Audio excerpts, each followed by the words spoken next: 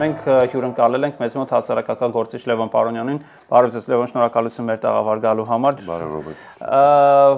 Վերջապես կարող ենք անցնել զրույցի, որովհետև մենք երկար ենք սպասել ու մասնագիտական վերլուծությունն այս պարագայում անչափ կարևոր է, մեր տաղավարում մենք բազմիցս քննարկել ենք Իրանի դեմ պատերազմը եւ այս տեսանկյունից անընդհատ հնչում են կարծիքներ մասնավորապես Սպիտակ տնից, որ պատերազմը շուտով կավարտվի, մեկ միտք, պատերազմը կավարտվի 3 շաբաթից մենք հասցնենք ուժեղ հարվածներ։ Ի վերջո ինչ սպասել եւ ինչ է խոսում Միացյալ Նահանգների վերնախապ այս տեսանկյունից ըստ Տեսեք Ռոբերտ, ընդհանրապես մերձավոր արևելքում կարճ տևողությամբ պատերազմներ չեն լինում, այսինքն պատմության ընթացքում տեսել ենք, որ բոլոր այն բախումները այդ տարածաշրջանում երբեք մի շաբաթում կամ մի ամիսում նույնիսկ լուծվող հարցեր չեն, Իսրայելի-Պաղեստինի հարցը, Սիրիայի հարցը, Իրաքի հարցը տասնամյակ տարիներ ձգեցին։ ԱՄՆ-ի բարձրաստիճան ռազմաքաղաքական ղեկավարության այդ կեցվածքները չպետք է ընկալել որպես բառացի ճշմարտություն, շատ հաճախ, այսինքն սպառնալիքի լեզվով ԱՄՆ-ի ներկա վարչակարգը, հատկապես նախագահ Թրամփի առաջնորդությամբ փորձում է առևտրային այն նույն ճնշումները, որ գիտեք, յուրօրինակ է Թրամփի գործելավոճին, այդ նույն բառամթերքով, այդ նույն գործելավոճով փորձել խնդիրներ լուծել աշխարհաքաղաքական իմաստով։ Դրա համար ես չեմ կարծում, որ պետք է լուրջ ընկալել, որ միգուցե, այսինքն Իրանի վրա պարտադրելով միայն զիջումներ կարելի է այս հարցը լուծել, ընդհանուր առմամբ բոլորիս ականատես եղավ, որ Ամերիկան, ԱՄՆ-ն թերագնահատել էր Իրանի դիմադրության կարողությունները, դա էլ մի քիչ զարմանալի է ինձ համար, որովհետև հետախուզական սպասարկությունները Ամերիկայի չպետք է նման հսկայական սխալ գործեին, միգուցե արտաքին ուժերի այս դեպքում Իսրայելի պատճառով է, որ Ամերիկան այսպիսի լայնածավալ ձևով մխրճվեց այս պատերազմի մեջ, կարծես թե պատանդ է ընկել Թրամփը ու կոպիտ ասած չի կարողանում դրա տակից դուրս գալ։ Այդ առումով կարճ լուծումներ չկան, բացի եթե Ամերիկան ընդունի, որ իր ընդհանուր նպատակը, առաքելությունը այդ գործողությունների մեջ ձախողված է, այսինքն Իրանի իսլամական իշխանության տապալումը, որտեղ դա էր հիմնական նպատակը, դրանից բացի որևէ, այսինքն վերջավորություն, ձախողություն է Ամերիկայի համար։ Իսկ եկեք նայենք երկու այսպես ամփոփումներով, եթե գնանք, ինչ է լինում, եթե Միացյալ Նահանգներն այնուամենայնիվ ընդունում է, որ ձախողվել է եւ պետք չէր հարձակվել եւ այլն, այսինքն գնում է հակառակ ուղղությամբ, հետ քայլ է կատարում, նահանջ է անում, ինչ է տեղի ունենում, դա արդյոք չի վնասի Տրամփի կերպարին, իշխանությանը, ինչ կարող է տեղի ունենալ, եթե հանկարծ Միացյալ Նահանգներն ընդունի իր սխալը։ Գիտեք, արդեն իսկ Թրամփի կերպարի վնասը անշրջելի արձանագրված է, այսինքն անկախ դրանից, թե ձեր ասածը կկատարվի թե ոչ, մի պարզ, այսինքն փաստ մերկացավ, որ Ամերիկան, ԱՄՆ-ն, հատկապես Թրամփի տարած քաղաքականությամբ չի կարող միաբևեռ ձևով պարտադրել ինչ-որ լուծումներ, ինչ-որ տարածաշրջանում։ Դա պետք է լինեն առնվազն համաձայնեցված այլ բևեռների հետ։ Իրանի պարագայում տեսանք, որ նույնիսկ ՆԱՏՕ-ի Ամերիկայի գործընկերները չընդառաջեցին Թրամփի խնդրանքներին, որպեսզի նրանք էլ մասնակից դառնան, իսկ Թուրքիայի նման դերակատարը, որ ՆԱՏՕ-ի հիմնական ուժն է տարածաշրջանում, ընդհանրապես բացառեց, որ ինքը մասնակից է լինելու այս պատերազմին եւ նույնիսկ որոշ տեղեկություններ կան, որ անուղղակիորեն նույնիսկ Իրանի իսլամական իշխանությանն է, հանրապետությանն է օժանդակում Թուրքիան։ Այդ առումով ես կարծում եմ այդ վնասը արդեն իսկ Թրամփի հեղինակության ստացվել է եւ ավելի վատ հետևանք այն է, որ ոչ թե միայն նախագահ Թրամփի, այլ ընդհանրապես ԱՄՆ-ի ընդհանուր շահերին, որ ԱՄՆ-ն այսինքն միաբևեռ որպես հեգեմոն ղեկավարություն աշխարհի կտրվածքով այլևս չի կարողանալու այդ նույն ազդեցությունը պրոյեկտել աշխարհում։ Դա է հիմնական վնասը Ամերիկայի ընդհանուր շահերի նկատմամբ։ Այստեղ մենք թողարկման սկզբում, մեր զրույցի սկզբում խոսեցինք, որ կարճաժամկետ ռազմական գործողություններ արևելքում չեն լինում, նրանք ավելի երկարաժամկետ, բայց միևնույն ժամանակ մենք պետք է խոսենք նաև տնտեսական վնասների մասին, որովհետև իսկապես կարող են ռազմական գործողությունները երկար տևել, բայց որևէ լծակ կա, որպեսզի գոնե տնտեսական տեսանկյունից ինչ-որ կարգավորումներ տեղի ունենան, որովհետև այն տնտեսական վնասները, որ այսօր կրում է Միացյալ Նահանգները, դա ականատես ենք լինում մենք բոլորս հասարակ քաղաքացիները, նույնպես վառելիքի գնի թանկացում եւ ընդհանրապես գնաճի բավական լուրջ տեմպեր վերջին ամիսներին Միացյալ Նահանգներում Ինչ է պետք անել այս պարագայում, որպեսզի տնտեսական տեսանկյունից գոնե ինչ որ բան կարգավորվի։ Կա ինչ որ լծակս ձեզ։ Այսինքն մենք ԱՄՆ-ում ներքաղաքական գործընթացներով փորձ ենք ազդել։ Տեսեք, մի քանի ամսում mid-term ընտրություններ են լինելու, այսինքն կոնգրեսական ընտրություններ են լինելու Ամերիկայում։ Ես կարծում եմ դա հիմնական լծակն է, եթե հանրապետական կուսակցությունը կորցնի իր ղեկավարությունը երկու պալատներում, սենատում եւ կոնգրեսում, դա շատ հստակ զսպողական որպես լծակ կարող է դառնալ նախագահ Թրամփի քաղաքականության վրա։ Դրանից բացի դժբախտաբար շատ ուղղակի լծակներ չկան, որովհետև այսինքն այս երկրի իշխանական լծակների եւ ընտրության, այսինքն գործընթացները եւ այլն այնպեսի չեն, որ կարող է շատ արագ ազդել այսինքն միգուցե բողոքներով, բաներով, բայց դա էլ ես չեմ կարծում ազդելու է։ Հիմնականում կարծում եմ այս նյութական, ֆինանսական ճգնաժամը, որը առաջացել է, միայն Ամերիկայի վրա չի ազդում, բնականաբար չէ, այսինքն այս Հորմուզի փակումը նավթի վերաբերյալ հսկայական ճնշումներ է առաջացնում ամբողջ աշխարհին եւ ես կարծում եմ դա կարող է ավելի ազդեցիկ լինել Թրամփին ինչ որ չափով զսպելու, որովհետեւ նույնիսկ իր դասական գործընկերները արդեն այդ առումով իր վրա ճնշում են բանացնում։ Այստեղ կա եւս մեկ հարց, որը ակտիվորեն կապ ունի Միացյալ Նահանգների հետ եւ այստեղ Հայաստանն էլ կարող է ներգրավված լինել ռազմական գործողություններում, ինչ տեսանկյունից, ոչ թե հենց կոնկրետ ռազմական գործողություններում, այլ այդ տարածաշրջանային կոնֆլիկտի մեջ խոսքը թրիփի մասին է։ Այստեղ մեր եթերում ռուսաստանցի փորձագետ Սեմյոն Բաղդասարովը նշեց, որ թրիփը չի գործելու, որովհետև հիմա Իրանը բացարձակապես կենտրոնացած է այդ ռազմական գործողությունների վրա։ Արդյոք թրիփը գործելու է, ըստ ձեզ առհասարակ պետք է գործի եւ չպետք է գործի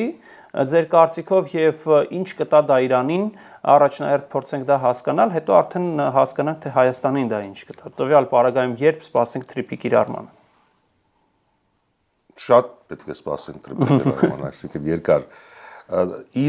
սկզբանե ես այդքան էլ հավանականություն չէի տալիս, որ թրիփը կիրագործվի։ Ես կարծում եմ ընդհանուր առմամբ դա փորձ էր ԱՄՆ-ի կողմից հիմնականում այդ տարածաշրջանը որոշակի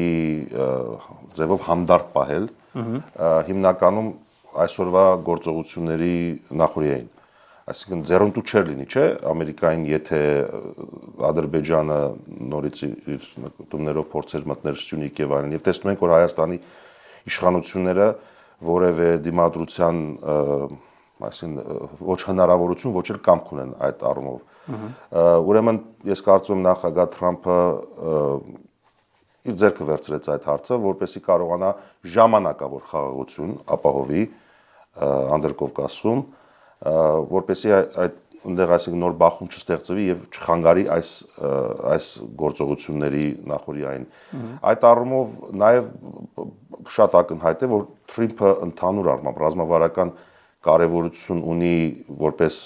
Իրանի հյուսիսում լինելով եւ միաժամանակ էլ թուրք-ադրբեջանական տանդեմին ինչ որ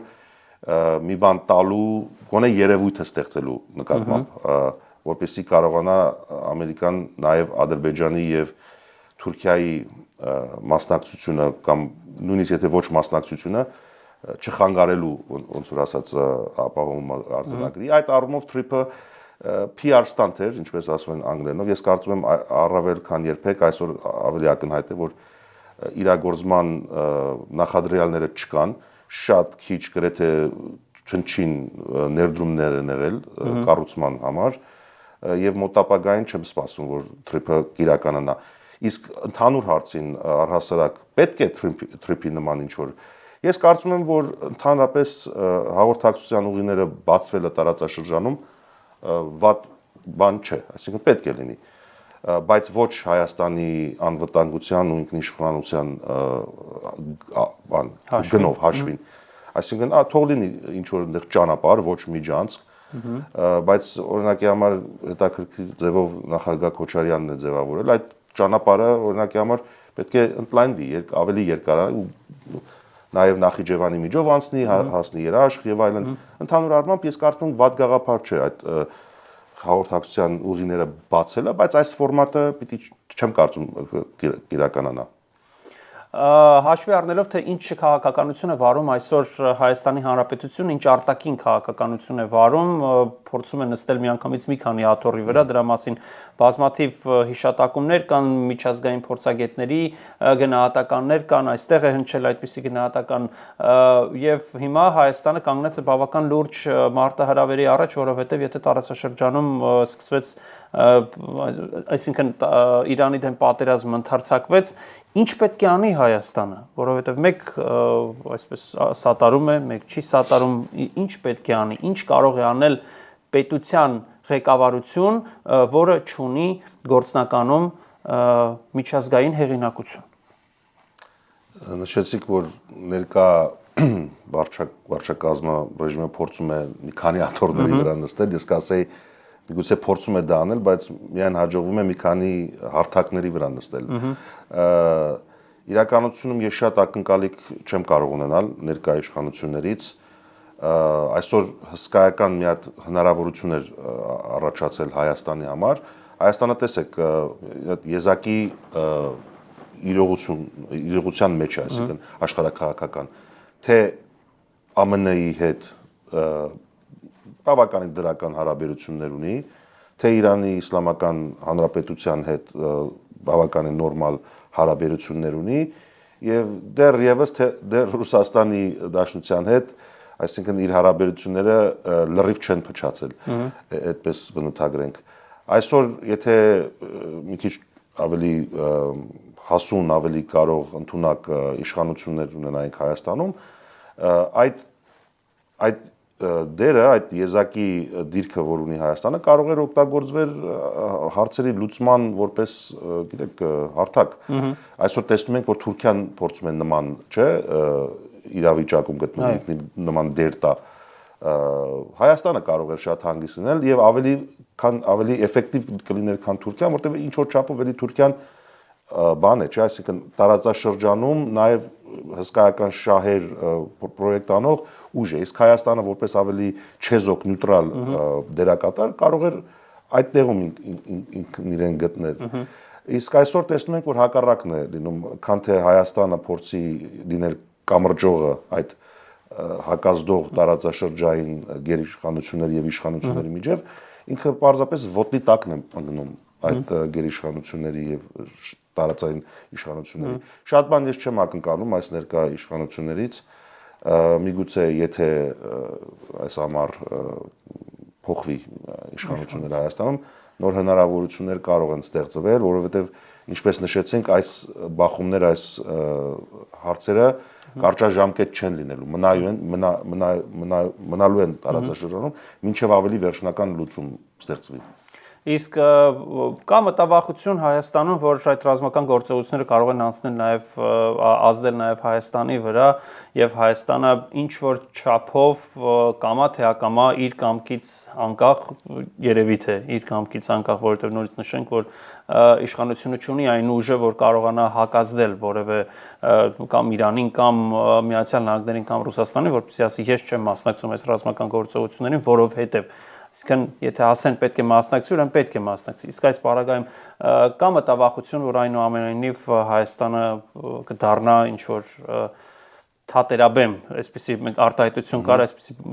բառ մենք շատ ենք լսում պատմության դասերի ժամանակ, երբ երկու երկրներ պատերազմում են, Հայաստանը դրա թատերաբեմներ։ Կա վախ, մտավախություն, որ նման բան էլի կարող է տեղի ունենալ Հայաստանի պարագայում։ Կա, եթե ներկա իշխանությունները շարունակեն եւ իրենց քաղաքականությունը շարունակեն, այդ վախը գնալով մեծանալու է, որովհետեւ իրականությունում, տեսեք, տարածաշրջանում ով է քո անմիջական դրացին հարևանը, Իրանն է, Թուրքիան եւ Ռուսաստանն եւ Ադրբեջանը իհարկե։ Ամերիկան որքան էլ այսինքն դեպի արևմուտք ինչ որ փորձեր են կատարվում Հայաստանում, Ամերիկան այնտեղ ոչ զորք ունի, Թուրքիան ունի, բայց ոչ Հայաստանի սահմանակից։ Եվ ընդհանուր առմամբ նույնիսկ այդ ֆինանսական դրամական աջակցությունները, որոնք տարիներով խոստացվել են կամ ռազմական չեք տեսել, այսինքն իրականություն։ Իսկ այդ դերակատարները այնտեղ այսօր տեսնում ենք, որ գնալով ավելի են լարվում միմյանց դեմ, հատկապես այսինքն Թուրքիայի եւ Ռուսաստանի շահերը պատմականորեն միշտ բախվել են, այո, վերջին շրջանին, այսինքն կարելի ասել, որ որոշ համագործակցություն կա, բայց Թուրքիայի ախորժակները երբեք չեն բավարարվում եւ Կովկասը ինքը թիրախավորել է որպես իր ապագա, գիտեք, կայսրության, այսինքն նեո-օսմանյան կայսրության մեծ թուրանն է։ Այո, մեծ թուրանի բանը։ Այդ առումով ուշ թե շուտ բախվելու է Ռուսաստանի եւ Իրանի շահերի հետ եւ Հայաստանը սխալ կողմնորոշվելու դեպքում այնտեղ այս մեծ ձևով տուժելու է։ Եվ այսօր տեսնում ենք, որ Հայաստանի ներկա իշխանությունները մի թեզ են առաջացնում, որ ուզում են ժողովրդին համոզել, որ թուրք-ադրբեջանական տանդեմի դիմաց իմաստ չունի դիմադրելը, այսինքն իրանք շատ ավելի հզոր են մեզնից, մեր միակ լուծումը խաղաղություն մուրալն է, զիջումների միջոցով, որովհետև իրանք այնքան ուժեղ են, հզոր են, բայց նաև Իրանի եւ ԱՄՆ-ի Իսրայելի այս պատերազմը մի բան ապացուցեց, որ շատ ավելի ռազմական իմաստով անհավասար պայմաններում կարելի է դիմադրել, չէ՞, այսինքն Ամերիկայի ռազմական հզորությունը համեմատած Իրանի հետ, այսինքն չեմ էլ կարող բնութագրել, այսինքն ոչ թե 100 անգամ, միգուցե 1000 անգամ է։ Իսկ այն թեզերը Հայաստանում, որ մենք չենք կարող դիմադրել թուրք-ադրբեջանական տանդեմին, որովհետև մեզնից ավելի հզոր են, դες մերկանում է։ Այսինքն եթե Իրանի նման համեմատաբար փոքր երկիրը կարողանում է դիմադրել եւ պաշտպանել իր առանցքային շահերը, չտապալվել, ուրեմն դա կարող է նույնիսկ օրինակ ծառայել Հայաստանին, որ տեսեք, այդքան էլ ամեն ինչ բան չէ, բացասական չէ, այսինքն պետք չէ զիջել միայն խաղաղության մուրալու համար։ Եվ վերջին հարցը, ինչպես սկսել ենք, այդպես էլ ավարտենք Միացյալ Նահանգների առաջիկա ծրագրերով, որովհետև մենք անընդհատ խոսում ենք այն մասին, որ Միացյալ Նահանգները նույնիսկ տարաձայնության մեջ է ՆԱՏՕ-ի որոշ անդամ երկրների հետ, որոնք չեն աջակցում Միացյալ Նահանգներին, իսկ արդյոք այս պարագայում արժե հիշատակել Թրամփի հիմնած անվտանգության խաղաղության խորհրդի մասին արժե խոսել, թե դա եւս ինչ որ տենց պատրանքային ինչ որ մի բան էր, որպեսզի տենց ես ասել եմ եթերում, որ Թրամփը մեդիա մագնատ է, նա լավ գիտի ինչպես իր շուրջը հավաքել ԶԼՄ-ներին, ինչպես իր մի արտահայտությունը կամ մի քայլը, այսպես շեղի շատերի ուշադրությունը եւ հենց դրա վրա կենտրոնան արդյոք սա եւս մի քայլ է եւ դա ՆԱՏՕ-ին այլընտրանք է։ Շատ լուրջ չեմ վերաբերում այդ ստեղծած նոր մարմնին, ձեր ասած պես պատրանք է, ճիշտ բանի վրա դրեցիք ձեր մատը, Թրամփը մասնագետ PR-չիկ է, այսինքն եւ այդ առումով որոշ ընդհանրություններ կան Փաշինյանի հետ, Փաշինյանը իր ժուրնալիստական, այսինքն background-ով, երկուսն էլ կարողանում են հաջողակ PR անել ժողովրդին, բայց շատ հաճախ գործողությունները հենց PR-ի սահմաններում էլ դատվում են։ Այդ առումով ես լուրջ ձևով չեմ անդրադառնում Թրամփի այդ նոր ստեղծած մարմնին, իսկ անունը չեմ հիշում, որովհետև իրականությունում չի գործելու։ Հուսանք խաղաղությունը շուտով կհաստատվի եւ ի վերջո մենք նորից կթեվակողենք խաղաղության շրջան եւ Հայաստանը կատարի ճիշտ ընտրություն եւ մոտ ապագայում վերջապես ամեն ինչ կարգավորվի եւ մենք կգնանք ճիշտ քայլերով առաջ։ Շնորհակալություն մեր տաղավար գալու համար։ Հարգելի հեռուստադիտողներ, մեր տաղավարում հասարակական գործիչ Լևոն Բարոնյանն էր, ես Ռոբերտ Գասպարյանն եմ։ Շնորհակալություն ուշադրության համար, հետևեք Alpha News-ին եւ ցտեսություն։